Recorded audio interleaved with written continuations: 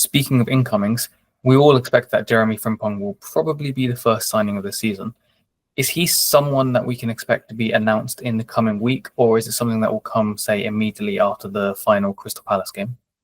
Yeah, so it's my understanding he's been in England over the last kind of 48 hours or so, putting the finishing touches to a move. So I wouldn't be shocked if maybe we're even here today. I think maybe it was kind of a desire to avoid announcing a signing on the game day for Liverpool. But yeah, I wouldn't rule out that he'd be announced either today or tomorrow, really. So just have to kind of keep an eye on that. There's no reason for Liverpool to delay. Leverkusen's season is over. They can trigger that release clause now, so maybe we could see it in the build up to the weekend. We'll kind of have to see in terms of that, but it is, by all accounts, the move is very close now, so that could be first signing of the summer wrapped up. And I think that gives you an insight into how proactive Liverpool want to be, and the fact that they want to get the business done early so that the manager can have something he was completely denied last summer, which was a full pre-season with his squad.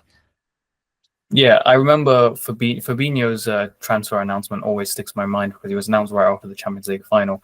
But the earlier the better for Slot, because as you said, he was denied the full preseason with his squad. So we'll keep an eye on that. I did want to ask you about what the situation will look at right back in the future, because reports have suggested that Connor Bradley will be first choice, which isn't a bad move considering how talented he is.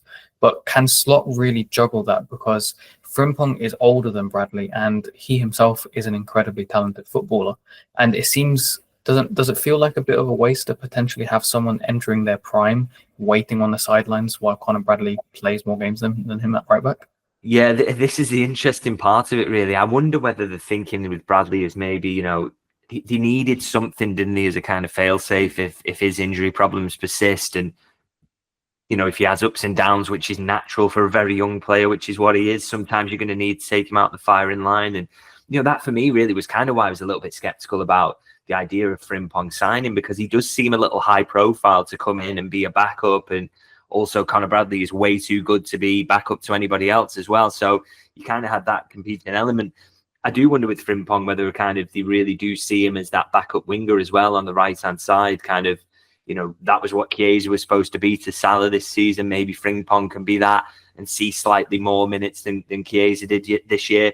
And so the fact he can back up a couple of positions, maybe even play at left back from time to time, if necessary, maybe that gives you options to do that, because to have him come in solely as a backup right back, it doesn't really make sense. As you say, he's a very good player, well known through Europe, and would obviously want to play fairly frequently. So yeah, maybe the fact he is a little bit versatile is kind of what makes sense there, but that will still allow Connor Bradley to be that first choice right back.